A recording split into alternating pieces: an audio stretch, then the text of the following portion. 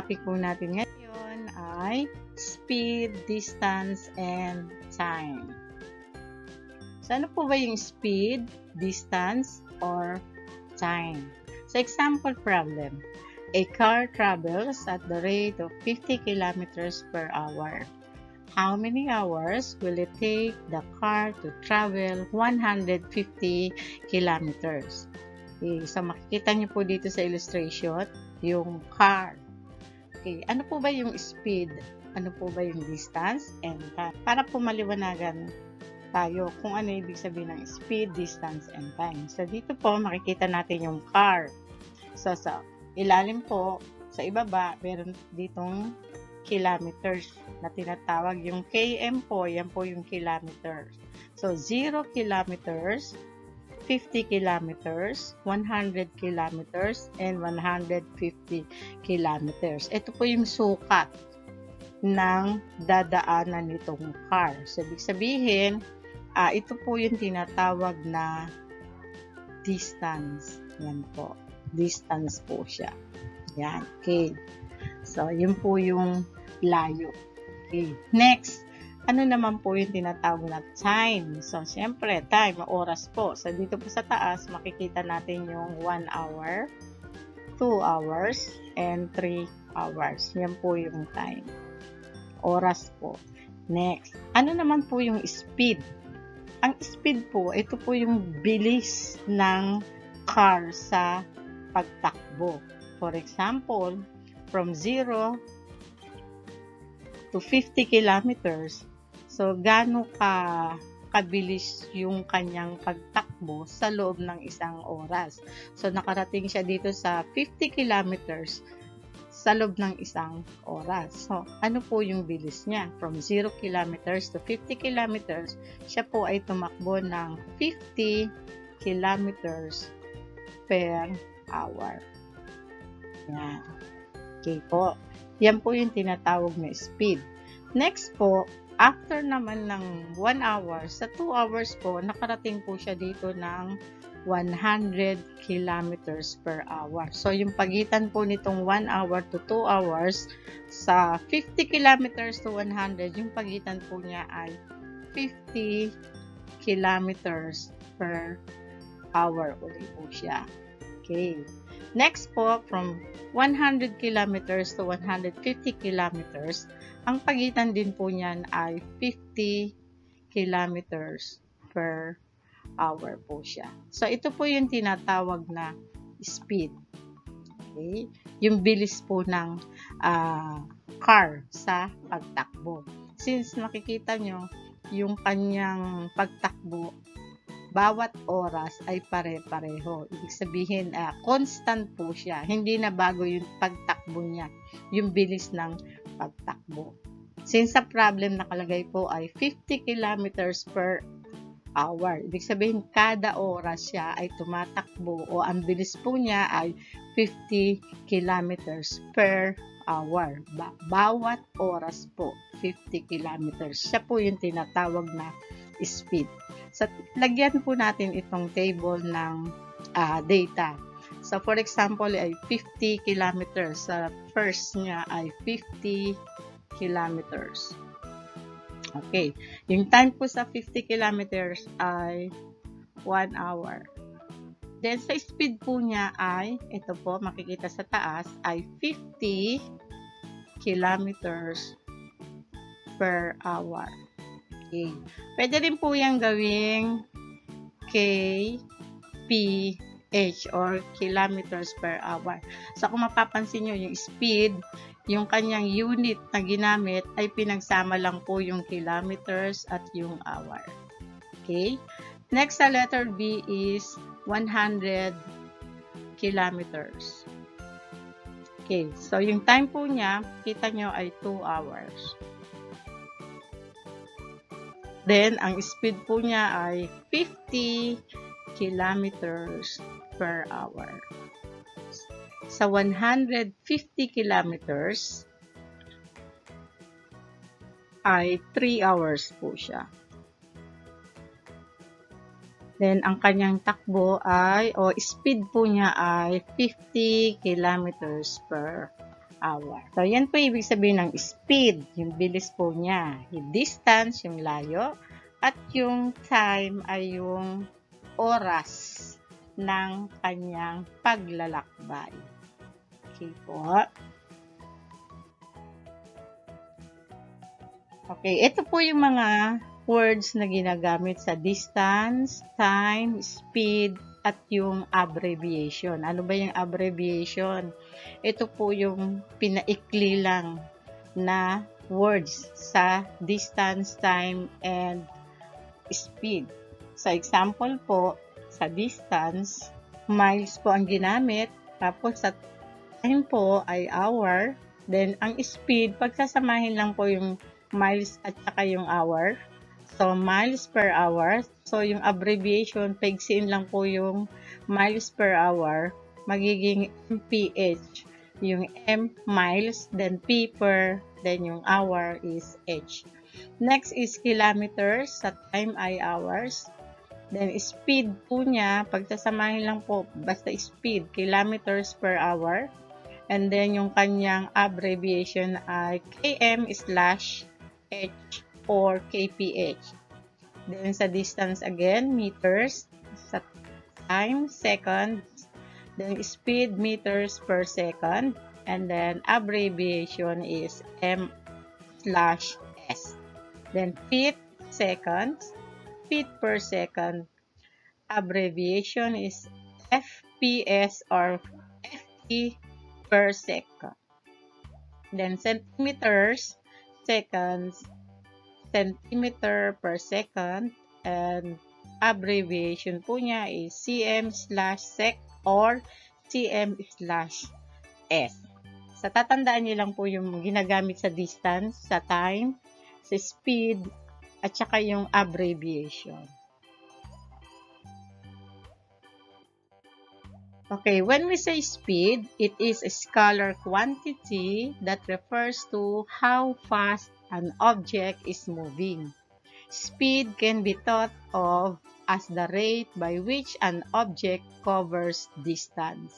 So, ito po yung formula na ginagamit pagka hahanapin natin ang speed. So, tandaan nyo lang po yung triangle na to na DST. So, kung nawawala po yung speed, ang formula po niya ay speed equal to distance over time. So, ibig sabihin, distance divided by time. Example, if a car travels 100 kilometers in 2 hours, find the speed. So, gagamitin po natin yung formula na DST o itong triangle na to. Yung naka-shade po na to, ibig sabihin, nawawala po yung speed niya. Ang question po rito is, find the speed. So, ibig sabihin, nawawala po. Next, ang given po dyan ay 100 kilometers. So, yung kilometers, yan po yung distance. Then, yung 2 hours, yan po yung time. So, ibig sabihin, ang nawawala po ay ang speed. Ano po ba yung speed? Okay, yung bilis niya. So, a car travels 100 kilometers in 2 hours. So, kung speed po yung nawawala, gagamit po tayo ng formula na speed is equal to distance divided by time. So, dito po, lagay na natin. So, yung step A, gawin po natin ay S is equal to distance divided by time. So, kung mapapansin nyo dito sa triangle, ito pong may shaded na to, ito po yung nawawala. So, ibig sabihin, kung ano po yung ayos nitong D at saka T, so D over T, yan po yung susundan natin. So, ibig sabihin, i-divide po natin yung distance sa time. Okay, next, step B, substitute lang po natin yung given na distance. Ano po ba yung given na distance? 100 kilometers. So, 100 kilometers. Next po, over time. Ano po ba yung time? So, 2 hours. Yan. Okay, step C, isa-solve na po natin. Okay. So, what is 100 kilometers divided by 2? So, isolve po natin. I-divide lang naman po yan. Napakadali naman po yan. So, papakita ko lang para mas detalyado po siya. So, 10 divided by 2 is 5. Then, 5 times 2 is 10. Then, subtract lang po. Then, bring down 0. So, 0 na po siya. Yan. Dinetalye ko na lang po siya para sigurado. So, ang sagot po ay 50. Ang speed po niya is 50. So, kung speed po siya, pagsasamahin po natin yung kilometers at saka yung hour. So, 50 kilometers per hour. Or, pwede po siyang kph. Okay? Next example. If a car travels 400 meters in 20 seconds, how fast is it going? So, identify po natin yung given, 400 meters. So, 400 meters, ibig sabihin po ay distance, at yung 20 seconds is time. So, again, ang nawawala po niya o yung unknown ay ang speed. Okay, so again, ito po yung formula. Yan po yung formula. Speed equal to distance over time. So, step A, formula po, D over T. So, laging ganyan para hindi po kayo nalilito.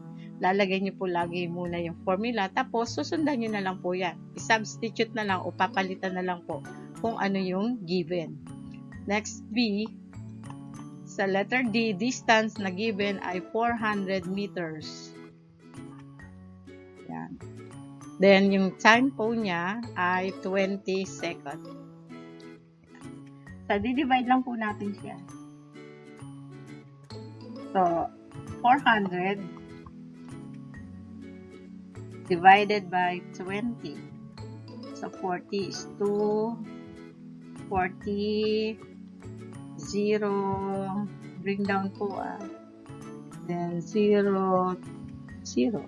So, ang answer po ay 20.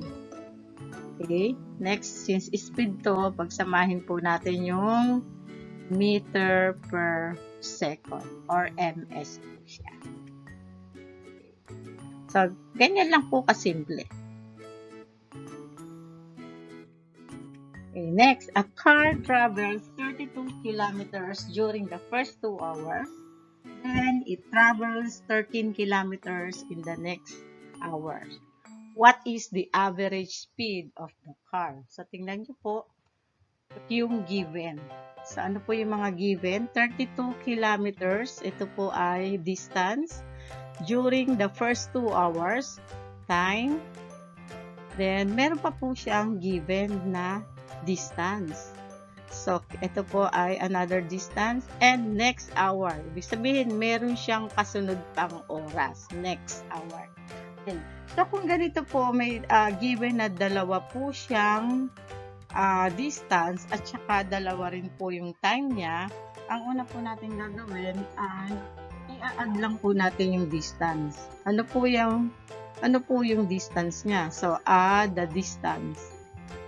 Yan, add distance na lang lagay ito. So, 32 plus 13 equals 32 plus 13 equals 45. So, 45 kilometers. Yan po kasi yung distance, diba? Next, step D, i-add naman natin yung time. So, add time naman po. Add time. Yan, pasensya na po sa magandang sulat. Ang given po ay 2 hours plus another or next hour, which is 1, equals to 3 hours po siya. Okay. Next, letter C, gagamitin na po natin yung formula, which is speed equal to distance over time. Okay? So, ano po ba yung distance? So, yun po natin dito na lang sa okay, yung distance po niya ay 45 kilometers. Ito po yung inad natin. Yan. Tsaka ito po, 3 hours. Over 3 hours. Okay. So, divide lang po natin siya. 45 divided by 3. So, 4, 3, 1 times 3 minus, bring down 5. 15 by 3 is 5 times 3 is 15. Yan po. So, ang speed po niya is 15. 15, then copy lang po yan, kilometers per hour. So, ang sagot po ay yung average speed. Kaya po, average speed, kasi kukunin po natin average. I-add muna natin, tapos i-divide. Okay? Next example. John drove for 2 hours at a rate of 50 miles per hour and for 3 hours at 60 miles per hour. What was his average speed for the whole journey? So, identify po natin yung given po. So, we have time, then 50 miles, which is distance, then 3 hours, so another time, then 60 miles, another distance. So, ano una natin gagawin? Okay, question is, what was his average speed for the whole journey? So, una natin gagawin ay find the total distance. Okay, so find the total distance. So, step A. Yung first step po natin ay find the distance. So, 2 times 50 plus 3 times 60. Yan. So, magkaiba po itong solve na to kaysa dun sa nauna. So, bakit? Kasi meron po siyang word na per. So, ibig sabihin, kukunin po muna natin yung total distance. So, 2 times 50 is equal to 100 plus 3 times 60 is equal to 180. So, pag inad po natin yan, ang sagot po ay 280.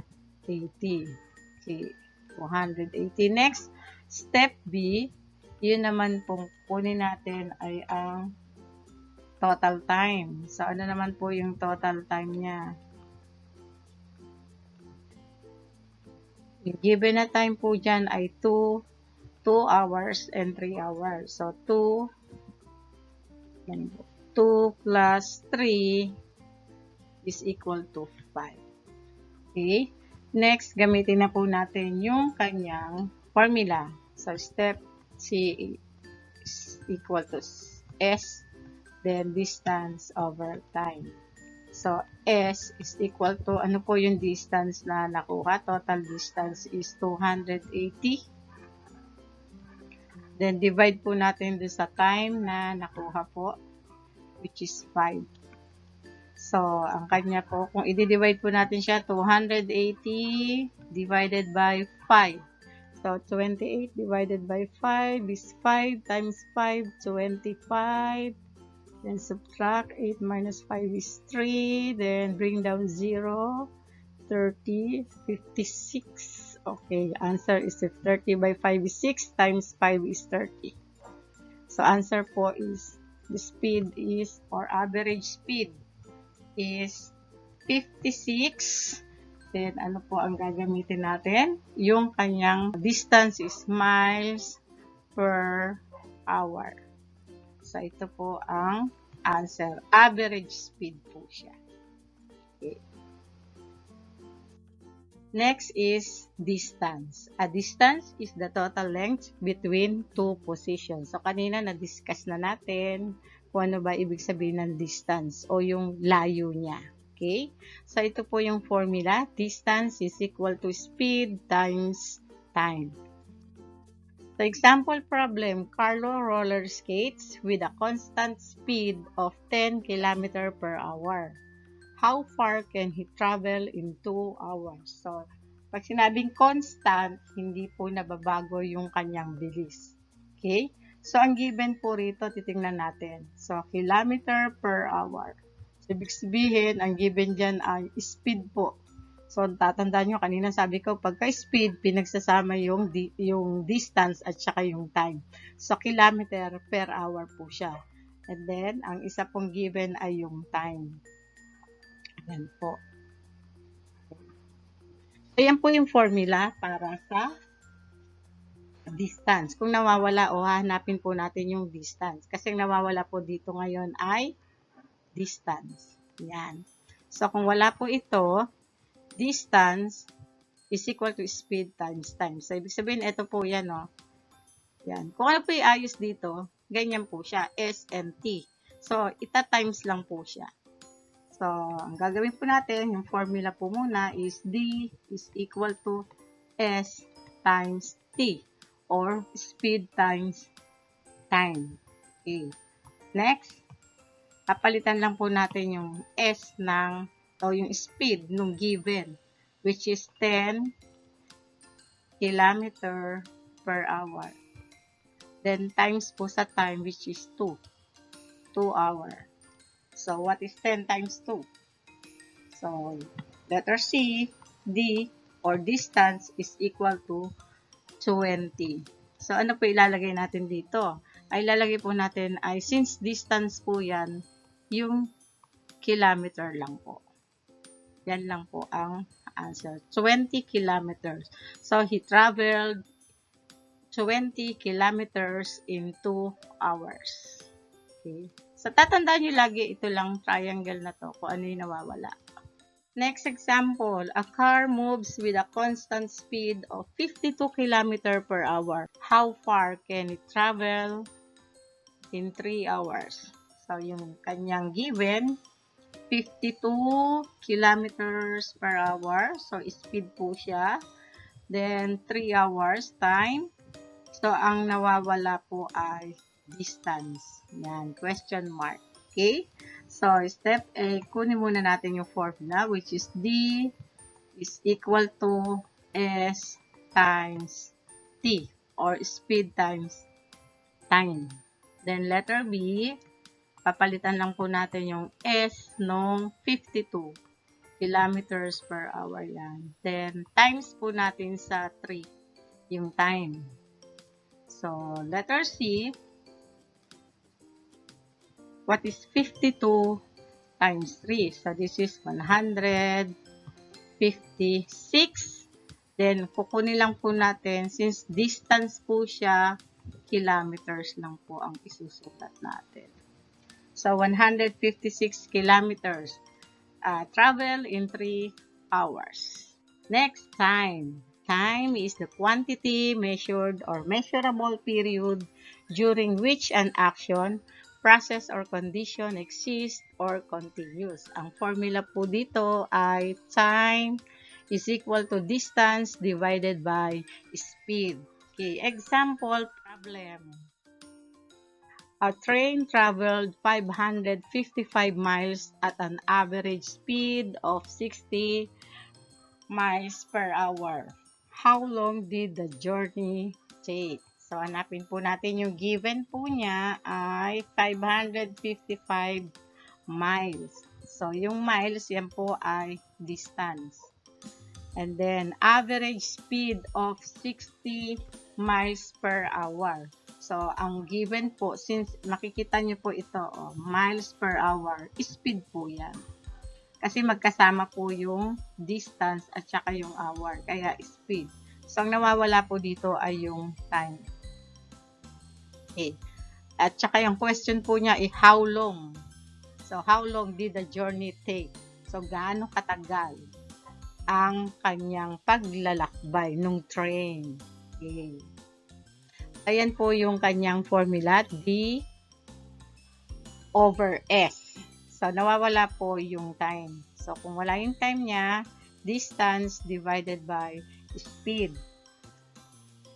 So, step A, kukunin lang natin muna yung kanyang formula, which is T, time, is equal to D over S, or distance over speed.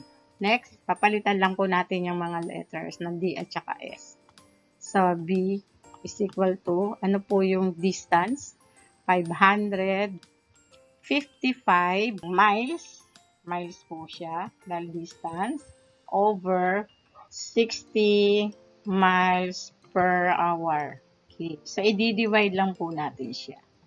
So, ano po ang sagot dyan? So, i-divide po natin.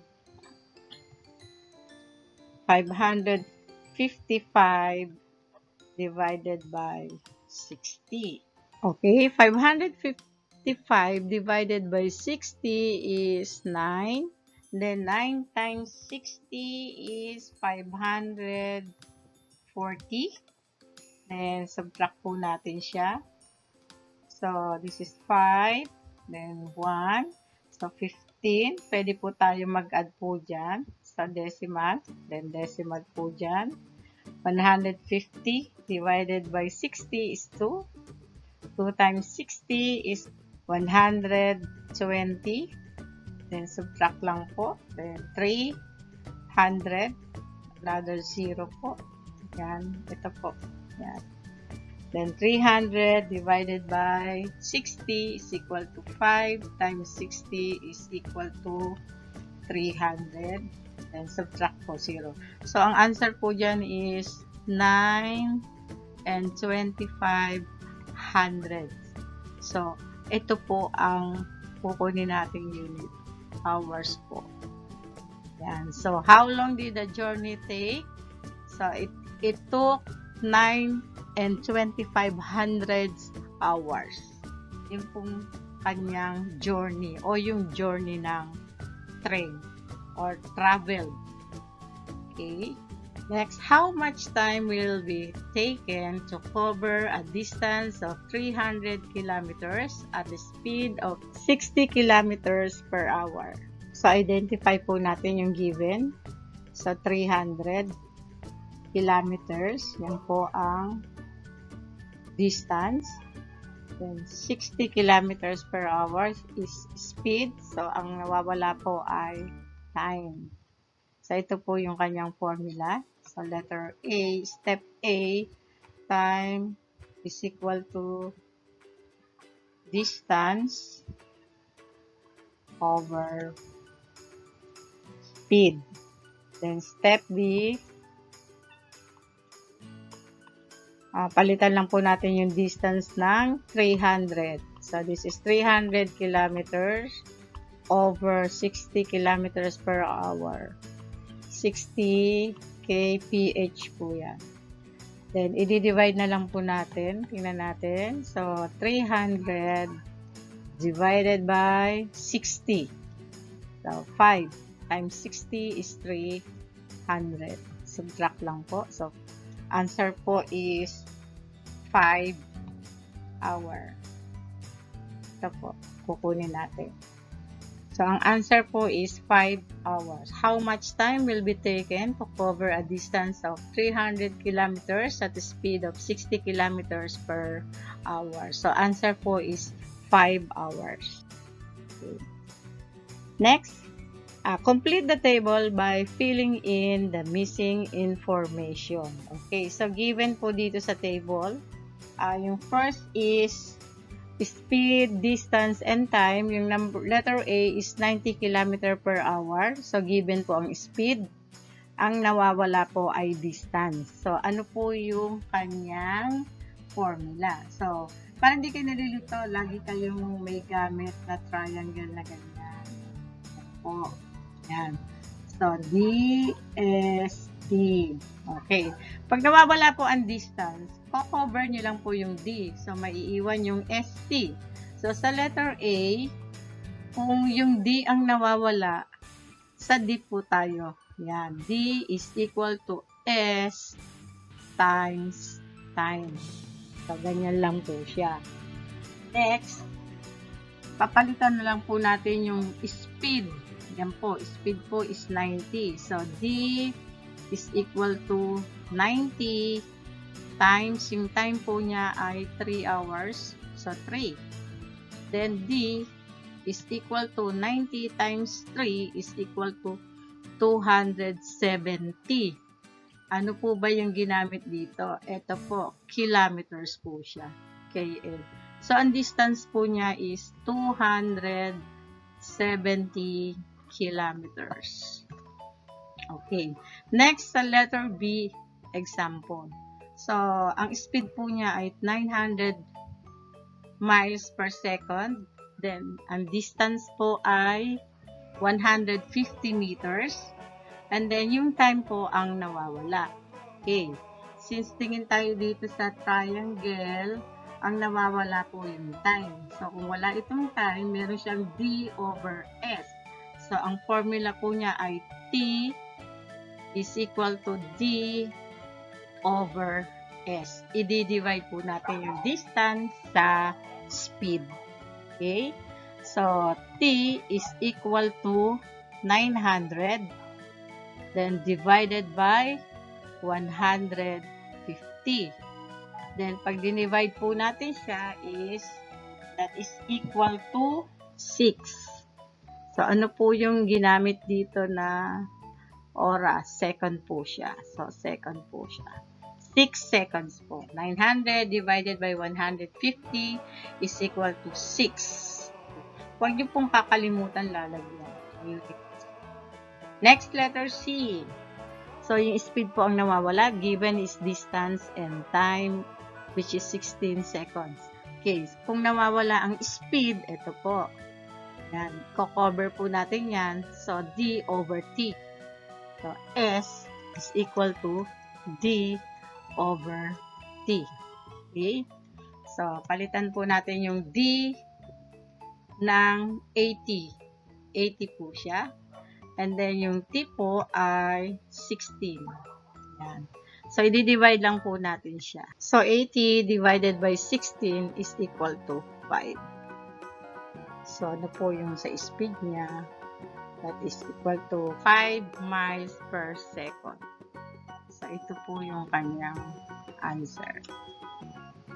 So, ilagay po natin siya. 5 miles per second. Ay, yung time po pala kanina. Lagyan po natin siya ng 6 seconds. Okay po. Okay, summary po natin siya. The relationship between speed, distance, and time can be expressed in the given equation. So, distance, which is equal to speed times time. Then, speed is equal to distance over time, and time is equal to distance and speed. So, distance is the total length between two positions. And speed, how fast an object is moving. And time is the quantity measured during which an action, process, or conditions exist.